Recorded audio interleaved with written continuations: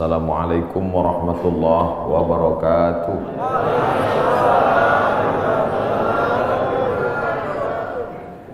Alhamdulillahilladzi ahyana ba'da ma amatana wa ilaihin nusyur. Wassalatu wassalamu ala asyrafil anbiya wal mursalin sayyidina wa maulana Muhammadin wa ala alihi wa sahbihi wa man tabi'ahu ila yaumiddin. Yang sama-sama kita hormati Bapak Jenderal Manajer PT Antam beserta seluruh keluarga besar PT Antam, bapak-bapak, ibu-ibu, hadirin hadirat, tak dapat saya sebut satu persatu. Insya Allah semua jamaah fardu subuh ini dimuliakan Allah Subhanahu wa Ta'ala. Amin ya rabbal alamin. Kita sudah masuk pada tanggal 17 Rajab. Artinya kita hanya ada waktu 13 hari lagi berada di bulan haram. Haram artinya mulia. Minal masjidil haram, dari masjid yang mulia. Ini tanah haram, berarti tanah mulia. Masjidil haram, masjid mulia. Tanah haram, tanah mulia. Khamar haram, artinya khamar kalau diminum menghilangkan kemuliaan, itu maka disebut haram. Ya, nanti ketika pulang dari Makkah anaknya nanya, "Ma, kemarin sholatnya di mana?" Masjidil Haram. Artinya apa? Jangan tanya-tanya. Dari dulu memang udah gitu. Haram diambil dari kata hurmatun, kehormatan, kemuliaan. Orang kalau sudah hilang harga diri, harkat, martabat, kehormatan, kemuliaan tak dipandang, maka disebut zina itu haram, khamar itu haram, judi itu haram. Karena kalau ketahuan orang melakukannya, hilanglah kehormatan, harkat, martabat dirinya. Mudah-mudahan kita diselamatkan sampai anak cucu kita dari yang haram-haram. Bulan haram, bulan yang dipilih Allah Ta'ala untuk memuliakan dirinya. Waktu yang paling mulia waktu subuh. Siapa yang memilih waktu subuh ini? Allah. Tidak bisa ada manusia di atas muka bumi ini memilih waktu untuk memuliakan Allah dengan cara dia. Tak bisa. Waktunya Allah yang milih. Caranya Allah yang mengajarkan. Nabinya dia yang mengirim. Malaikatnya dia yang mengutus. Siapa malaikatnya? Jibril alaihissalam. Wahyunya Allah yang membawa Al-Quranul Karim dan sunnah Rasulullah SAW. Nabinya Muhammad sallallahu alaihi wasallam. Waktunya minha arba'atun hurum, ada 4 bulan yang mulia. Salasun mutawaliyatun, 3 bulan berturut-turut. Zulqa'dah, Zulhijjah, Muharram. 1 terpisah, ma baina Jumada wa Sya'ban, terletak antara bulan Jumadil Akhir dan Sya'ban. Itulah dia disebut dengan bulan Rajab. Makanya Nabi berdoa khusus bulan Rajab, Allahumma barik lana fi Rajab wa Sya'ban, berikan kami berkah di bulan Rajab dan bulan Sya'ban. Wa ballighna Ramadan, sampaikan kami ke bulan Ramadan. Ketika saya berdoa minta Rajab, bapak-bapak mengaminkan. Ada ibu-ibu satu diam aja. Ibu kenapa enggak mengaminkan? Saya sudah dapat Rajab. Rupanya nama suaminya Pak Rajab. Rajab artinya tarjib. Tarjib. Tarjib artinya ta'zim. Ta'zim artinya agung, tinggi, hebat. Bulan Rajab bulan yang tinggi, bulan yang hebat yang dipilih oleh Allah Subhanahu wa Ta'ala.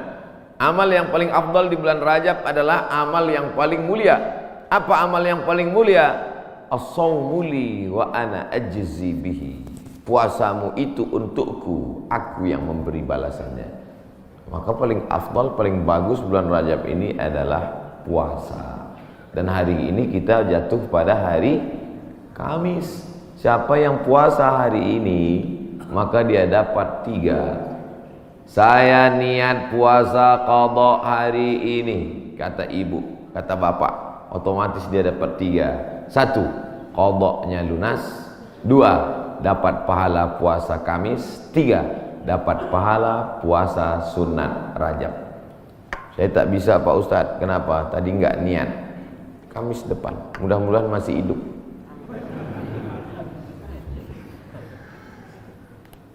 Kenapa Ustadz cerita qadha di bulan Rajab? Karena yang kemarin mau diqadha Ramadan tahun lalu belum jadi mengqadha. Faman kana minkum maridan, siapa yang sakit, au ala safarin atau musafir, fa iddatum min ayyamin ukhar, ganti di hari yang lain. Ramadan kemarin ada tinggal puasanya, ketika mau diganti di bulan Syawal tidak jadi.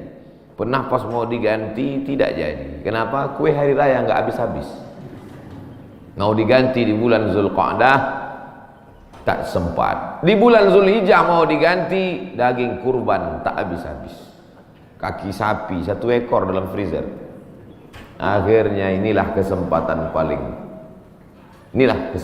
paling hebat kalau mau mengganti puasa.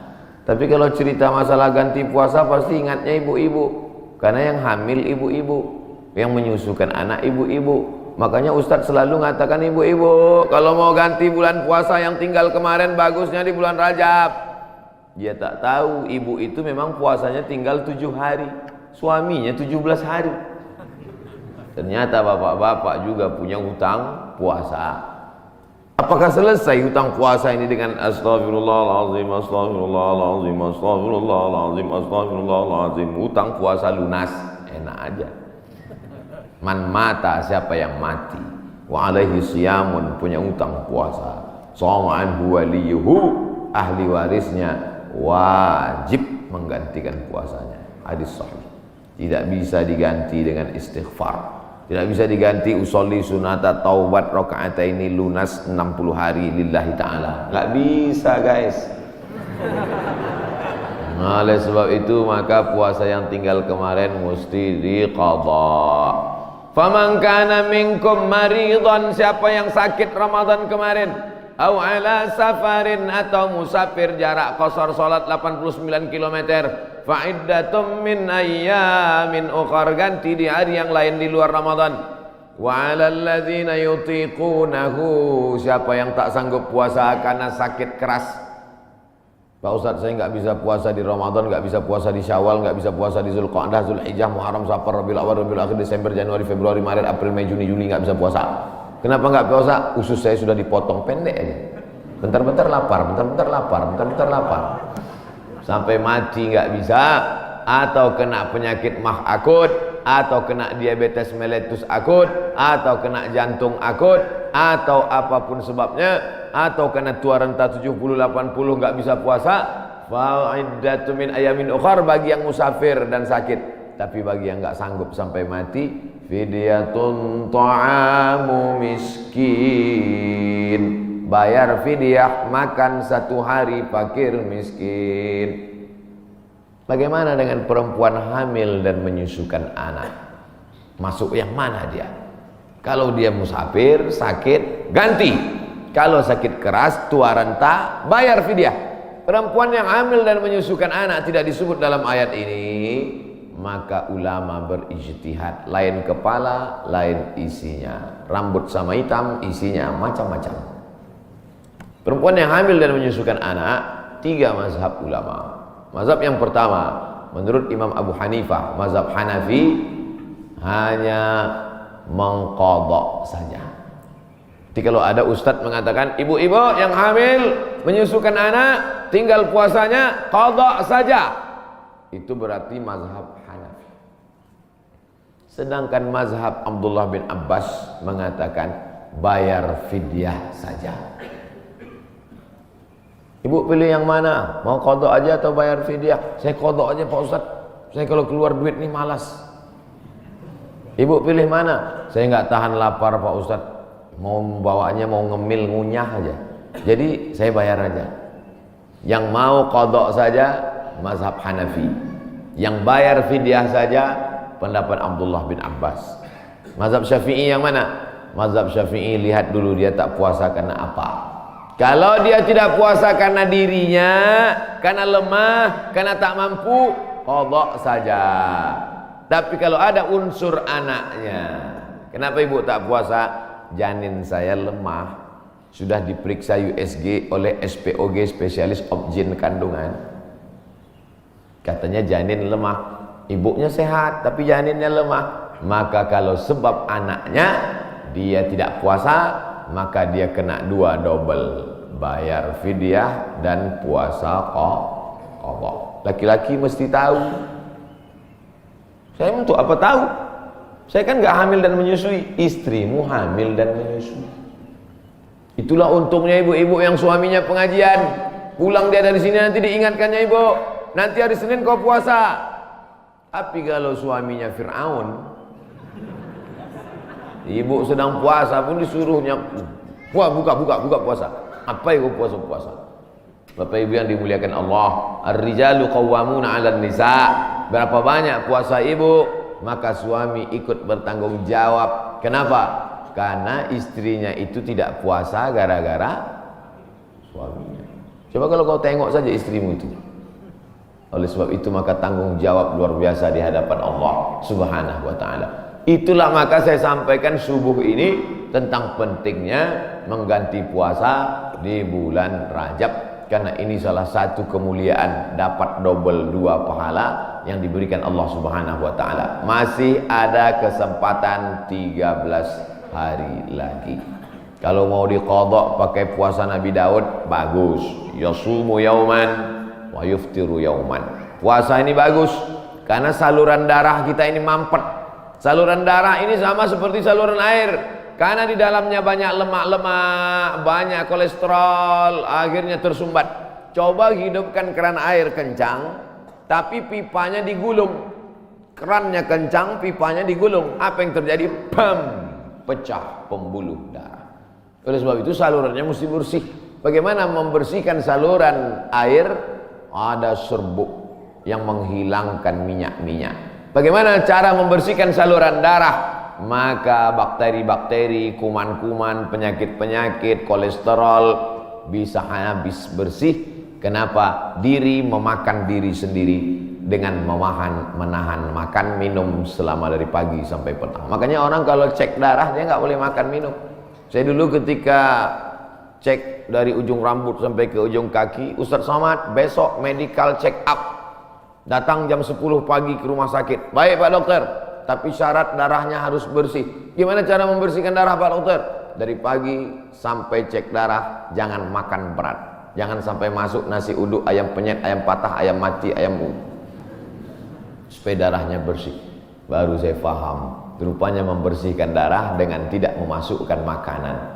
Tapi itu bonus dari Allah. Dengan banyak puasa tubuh sehat, dengan banyak puasa badan sehat, dengan banyak puasa tidak ada kolesterol darah tinggi, diabetes mellitus dan kawan-kawannya. Dengan banyak puasa, banyak perempuan-perempuan sekarang rajin puasa, niatnya bukan lillahi ta'ala, diet ta'ala.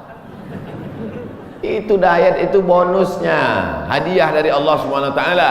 Tetapnya niatnya tetap nawaitu shauma qadha'in, saya berniat besok puasa qadha lillahi ta'ala.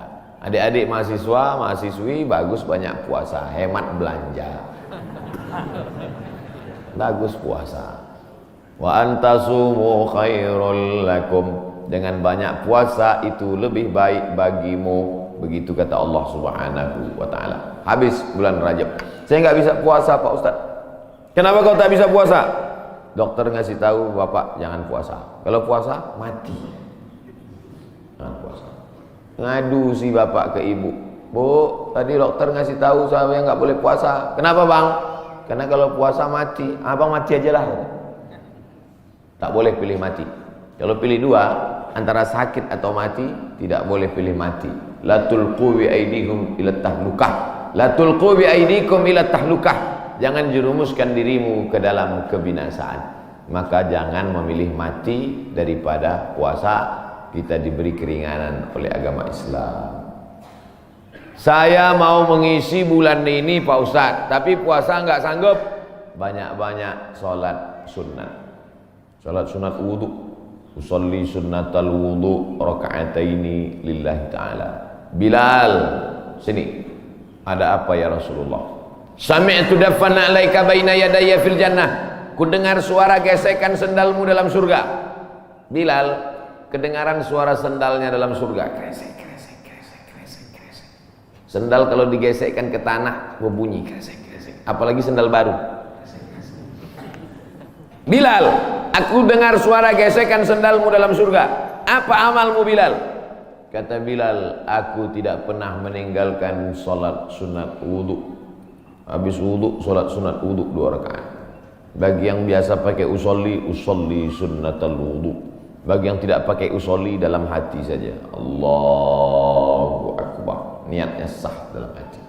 Saya termasuk yang tidak mewajibkan melafazkan niat. Tapi bagi yang melafazkan, jangan sampai dibid'ahkan, disalahkan.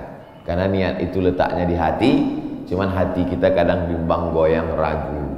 Untuk menguatkan hati maka diucapkan di mulut. Tiba-tiba masuk masjid, Allahu Akbar. Dalam hati ragu. Ini tahiyatul masjid apa qobliyah? Ragu dia. Ini tahiyatul masjid apa qobliyah? Niat tidak bisa setelah takbiratul ihram. Niat itu sebelum takbiratul ihram atau dalam takbiratul ihram. Pilih antara 2. Oleh sebab itu maka untuk menguatkan apa yang dalam hati, saya salat qobliyah subuh. Usolli sunnatas subhi rak'ataini qabliyatan lillahi ta'ala. Saya tadi masuk sudah azan. Waktu hanya cukup 2 rakaat. Pilih mana? Kalau cepat datangnya tahiyatul masjid dulu. Setelah tahiyatul masjid baru qabliyah. Tapi kalau datangnya lambat, qabliyah. Karena kalau tahiyatul masjid enggak dapat qabliyah. Tapi kalau qabliyah automatically dapat tahiyatul masjid. Tapi jangan gara-gara ini lambat terus datangnya. Nah, Ustaz Somad pandai ceramah aja nyuruh cepat datang. Ustaz sendiri lambat datang, sengaja lambat. Karena kalau cepat banyak yang minta foto. Nah, oleh sebab itu yang paling afdal adalah cepat-cepat datang ke masjid. Allahumma aftahli abwaaba rahmatik. Bukakan untukku pintu rahmatmu. Mau keluar masjid, doanya sudah ditulis di pintu. Allahumma inni as'aluka min fadlik. Ini hebatnya masjid PT Antam, doanya ditulis di pintu. Banyak juga di masjid lain doanya ditulis di lampu running text. Pas lampunya mati, doanya hilang. Nah, ini kan tulis. Jadi jamaah bisa ngelihat. Pas mau masuk, Allahumma inni, Allahumma aftahli abwaaba rahmatik. Bukakan untukku pintu-pintu rahmatmu ya Allah. Sampai ke dalam tahiyatul masjid.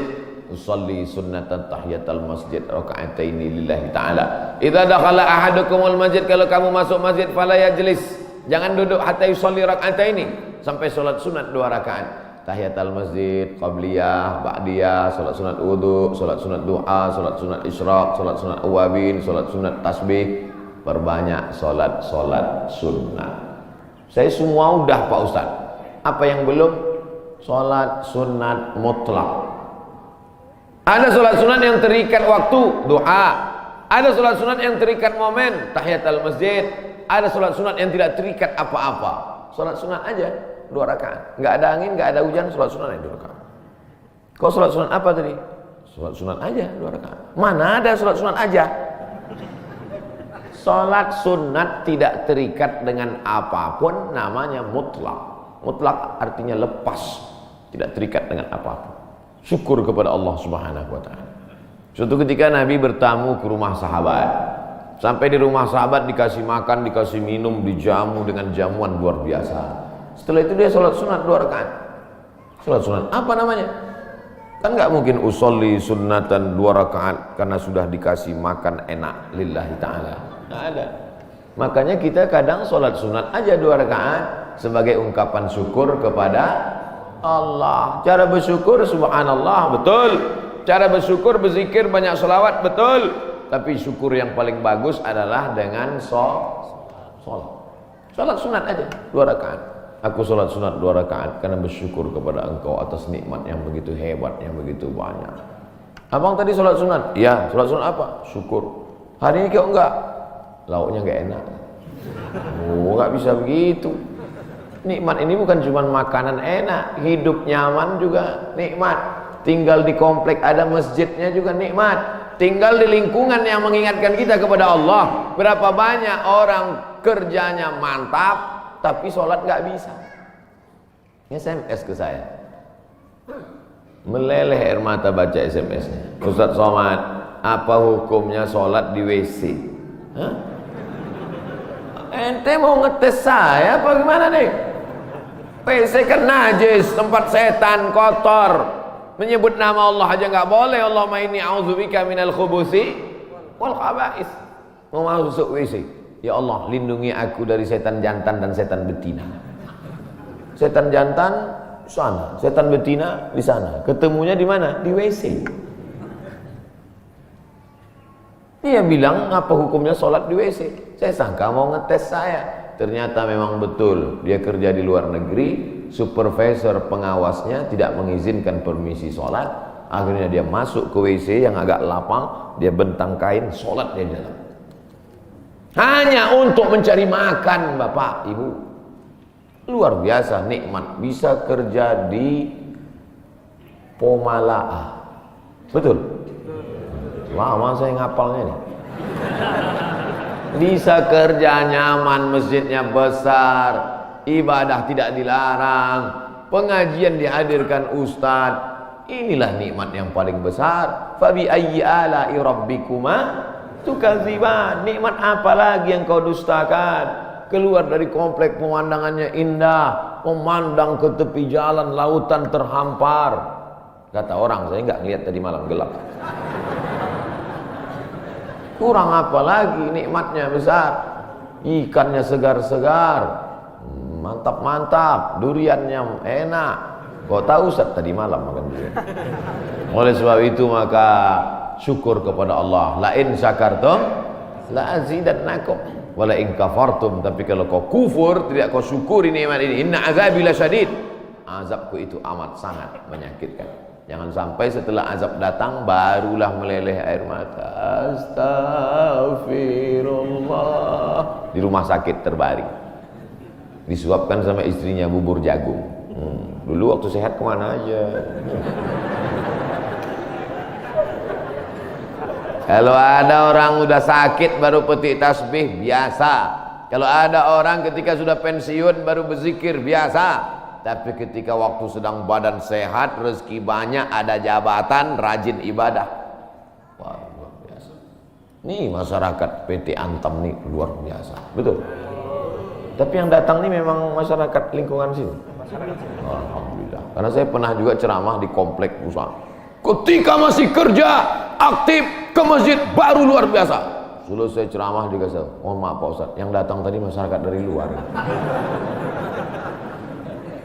Bapak Ibu yang dimuliakan Allah Subhanahu wa taala. Ini kenikmatan ini kalau dicabut oleh Allah Subhanahu wa taala, Allah itu luar biasa. Allah kalau mau mematikan orang, cukup saja dia katakan innama amruhu idza arada syai'an ayaqula lahu kun, mati. Kenapa orang yang minum khamar tidak mati? Kenapa orang yang berzina tidak mati? Kenapa orang yang makan riba tidak mati? Karena Allah itu bismillahirrahmanirrahim. Allah itu sayang. Dibiarkannya dulu. Malaikat itu sudah gergetan malaikat. Mau cabut aja. Jangan. Jangan. Kata Allah Ta'ala jangan. Biarkan dia mabuk-mabuk dulu. Biarkan. Nanti baru kau celupkan dia ke neraka jahanam. Innallaha la yumli lidzalim. Allah sengaja mengulur kepada orang-orang yang zalim itu. Orang-orang yang zalim, yang aniaya terhadap dirinya, yang berzina, yang minum khamar, yang mabuk, yang makan riba, yang biarkan dia, biarkan. Sampai apa? Sampai dia bertobat. Kalau tidak juga, hatta idza akhadhahu lam yuflithu, sehingga Allah menurunkan azab tidak tanggung-tanggung langsung. Jadi jangan heran kalau ada orang enggak sholat, rumahnya besar, enggak sholat, mewah hidupnya. Sesungguhnya dia sedang dimainkan Allah Ta'ala. Inna kaidi matin, tipu dayaku amat sangat kuat. Cuman kadang orang ini enggak paham cara pikir Allah SWT. Cara pikir ibu aja kadang anak enggak paham. Anak umur 5 tahun minta pisau, jangan, nanti tangan kau luka. Tapi ketika kita memahami Allah, yang kita ikut ini, kita ikut Allah atau Allah ikut kita? Kita ikut Allah. Ini banyak orang sekarang Allah dia suruh ikut dia. Ya Allah, berikanlah aku gaji yang banyak. Kau ikut aku, jangan sampai aku ikut engkau. Loh. Sebenarnya yang Tuhan ini aku, apa kau kata Tuhan? Kita yang ikut Allah. Makanya kita ini disebut Muslim. Muslim artinya berserah diri kepada kehendak Allah, bukan Allah yang ikut kita. Kadang banyak kita paksa Allah untuk ikut kita. Kita berdoa sesuai dengan request kita. Kalau kita Allah nggak kasih, lalu kita marah sama Allah. Ente siapa, kata Allah. Makanya kita serahkan kepada Allah. Tapi kita kalau berdoa tetap minta apa yang kita minta. Jangan gara-gara ini nanti, ya Allah pagi ini aku nggak berdoa apa-apa, terserah oleh Allah. Mau kasih nggak apa-apa. Oh jangan. Nabi malah kalau berdoa sebut nama. Allahumma a'izzal islama bi umarain. Ya Allah kuatkan Islam ini dengan 2 Umar. Waktu itu ada 2 Umar yang paling hebat, paling gagah, paling perkasa di Makkah. Satu Umar bin Khattab, satu Umar bin Hisham. Umar bin Khattab, Umar bin Hisham. Ya Allah, Islam ini akan kuat kalau 2 orang ini masuk Islam. Masuk Islamlah 2 orang ini, ya Allah. Umar bin Khattab atau Umar bin Hisham. Saya sebut Umar bin Hisham, banyak bapak ibu nggak kenal. Tapi kalau saya sebut nama kerennya, oh, Umar bin Hisham, Abu Jahal. Makanya kalau kenalan sama orang jangan cuma tanya satu nama, tanya nama satu lagi. Banyak orang ini namanya macam-macam. Nama siapa? Abdul Somad. Di Facebook Anton. Enggak, nama saya di mana-mana tetap Abdul Somad. Nama Abdul Somad, Instagram Abdul Somad Official. Cuman mau ngasih tahu aja supaya di follow. Bapak Ibu yang dimuliakan Allah Subhanahu wa taala. Jadi kalau masih bisa sehat, beribadahlah. Karena sampai masanya nanti udah sakit nggak bisa beribadah. Parahnya lagi, sudah sakit pun nggak ke masjid juga. Makanya walaupun sakit datanglah ke masjid. Nggak bisa sholat di depan, sholat di belakang. Malu sholat di belakang di emperan. Nggak bisa juga sholat, kasih tahu biar kami sholatkan. Jangan segan-segan.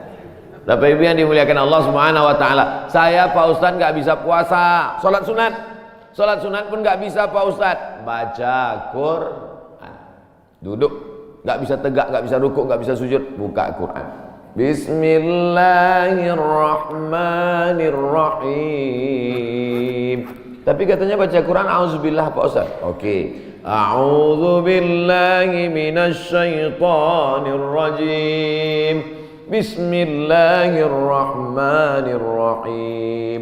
Ya ayyuhan nas, wahai manusia, ittaqu rabbakum, takutlah kamu kepada Allah. Inna zalzalatas saati syai'un azim. Sesungguhnya bumi akan bergoncang dan hari itu kiamat terjadi, azabnya amat sangat kuat. Membaca itu ketakutan, langsung pulang ke rumah sedekah. Berapa? 500 perak. Jadilah daripada sebelumnya hatinya tertutup. Itulah orang-orang ketika dibacakan ayat kepadanya, zadathum imana, bertambah imannya. Surat Al-Hajj. Apa ayat yang kau lihat? Sesungguhnya saat itu Allah sedang menegur engkau. Wa taran nasa sukara, kau lihat manusia waktu itu seperti mabuk. Wa mahum bisukara, mereka bukan mabuk. Jalan sempoyongan mau tumbang di atas bumi, mereka mabuk? Bukan. Kenapa mereka tidak mabuk? Walakinna adzaballahi syadid. Tapi saat itu azab Allah amat sangat menyakitkan. Sempoyongan jalan macam zombie. Kenapa? Karena kerak bumi waktu itu tercabut. Kita sekarang kan bisa tenang ini karena kerak bumi ini bisa normal. Kerak bumi ini ada pakunya. Sampai masanya pakunya itu copot. Apa pakunya? Wa takunul jibalu kal ihnil manfush. Waktu itu paku-pakunya gunung-gunung seperti bulu kambing dihembus angin. Ada kalanya Allah menyebut kal ihnil manfush. Ada kalanya disebut kal farashil mabthus, seperti rayap yang berterbangan, seperti nyamuk yang berterbangan. Habis semuanya. Kalau Gunung Bromo, Gunung Kidul, Gunung Merapi, Gunung Kelut seperti rayap yang berterbangan, lalu kita seperti apa? Kalau ada tetangga bapak yang sombong, yang angkuh, ambil rayap, hembuskan ke mukanya. Begitulah nanti saudara. Kalau Gunung Kidul, Gunung Bromo, Gunung Merapi seperti rayap, lalu kau seperti apa nanti di hadapan Allah? Dua kemungkinan, dia taubat atau makin ngamuk. Kita ini nggak ada apa-apanya. Yang disombongkan itu apa? Yang diangkuhkan itu apa? Maka mesti banyak-banyak ibadah. Itu yang akan dibawa menghadap Allah Subhanahu wa taala. Tadi malam ada yang ngirim ke grup WhatsApp percakapan antara ayam dan anaknya. Bapak Ibu udah dapat? Apa kata anak ayam? Mama, kenapa manusia itu hebat ya? Namanya macam-macam setelah lahir ke dunia. Ada Abdul Somad, ada yang lain-lain. Sementara kita semuanya namanya sama, ayam. Semua ayam. Apa kata induk ayam? Gak apa-apa nak, mereka memang namanya mantap-mantap, tapi setelah mati semuanya namanya satu, mayat. Beda sama kita. Kita memang ayam, tapi setelah kita mati ada ayam panggang, ada ayam goreng, ada ayam. Mereka memang hebat-hebat, mereka kaya-kaya, mereka pejabat-pejabat, mereka punya jabatan, mereka punya ilmu, mereka punya gelar profesor doktor. Tapi setelah mereka mati, tidak ada yang mendatangkan manfaat, semuanya menjadi mayat. Beda dengan kita. Kita setelah mati mendatangkan manfaat, mengenyangkan perut. Ulaika kal an'am, mereka itu seperti binatang. Balhum adal, bahkan lebih hina daripada binatang. Makanya kalau tidak karena ibadah, apa beda kita dengan ayam? Bukan hadis, dapat di grup WhatsApp. Saudara yang dimuliakan Allah Subhanahu wa taala, bedakan dirimu dari binatang dengan apa? Dengan ibadah. Cerita tentang ibadah, apakah ayam itu tidak bertasbih? Ayam itu ketika sedang mengeram, coba lihat lidah ayam sedang mengeram, semuanya bertasbih. Bertasbih. Nabi mencabut pelepah korma, menusukkan pelepah korma di makam. Sahabat bertanya, kenapa kau tusukkan pelepah korma itu ya Rasulullah? La'allallaha an yukhaffifa 'adzabahuma ma lam yaybasa. Selama pelepah korma itu basah, maka orang yang ada di kubur diringankan azabnya. Kenapa? Karena pelepah korma bertasbih. Tapi jangan gara-gara ini nanti bapak meninggal minta surat wasiat, tanamkan 3 batang korma di atas kuburku. Nabi sedang ingin mengajarkan bahwa pelepah korma bertasbih. Planet-planet bertasbih. Neptunus, Merkurius, Pluto, Mars bertasbih. Mana buktinya? Ketika kita melihat petir menggelegar, apa ucapan dari mulut? Subhana may yusabbihu bihir ra'du wa bihamdi. Maha suci Allah, yang planet-planet pun bertasbih mengagungkan Allah. Lalu kita apa? Makanya yang tak sanggup baca Quran, saya Pak Ustaz nggak bisa baca Quran. Asal baca Quran mata meleleh Pak Ustaz. Meleleh menangis karena takut atau nggak nampak lagi titiknya Pak Ustaz. Puasa nggak bisa. Kalau nggak bisa puasa, sholat sunat, kaki sakit. Baca Quran, mata sakit. Pejamkan mata, ambil tasbih, berzikir. Afdalul zikri fa'lam annahu la ilaha illallah. La ilaha illallah. 100 kali. Dikit kali 100 kali Pak Ustaz, 1000 kali. La ilaha illallah. Baca sholawat, istighfar 1000 kali. Salawat 1000 kali. La ilaha illallah 1000 kali. Isi hari-hari bulan Rajab ini dengan kemuliaan. Belum tentu bulan Rajab tahun depan kita masih hidup. Saya insya Allah hidup, Bapak Ibu nggak tahu. Yakin sekali Ustaz Somad ini. Mati jangan dicari, tapi kalau dia datang kita tidak akan bisa lari. Ainama takunu yudrikumul maut. Dimanapun kau berada, mati akan datang menghampirimu. Walau kuntum fi burujim musyayyadah. Walaupun kau berada di dalam tembok yang sangat kokoh. Dulu orang Arab kafir musyrik dibuatnya tembok, masuk dia ke dalam, sembunyi. Oh, pertanyaan, saya sangka surat kematian. Kita akan dituntut di hadapan Allah Subhanahu wa taala. Begitulah Allah. Jadi intinya isi bulan Rajab, pertama puasa, kedua salat sunat, ketiga baca Quran, keempat zikir. Saya empat-empatnya udah Pak Ustadz, mantap. Empat-empatnya belum Pak Ustadz, mulai hari ini. Puasa sunat niatnya boleh setelah sholat subuh. Nah, pulang dari sini sampai rumah, lihat lemari makan, nggak ada makanan, puasa sunat. Tapi dengan syarat dari azan subuh tadi nggak masuk apa-apa. Jangan sampai udah 3 batang masuk.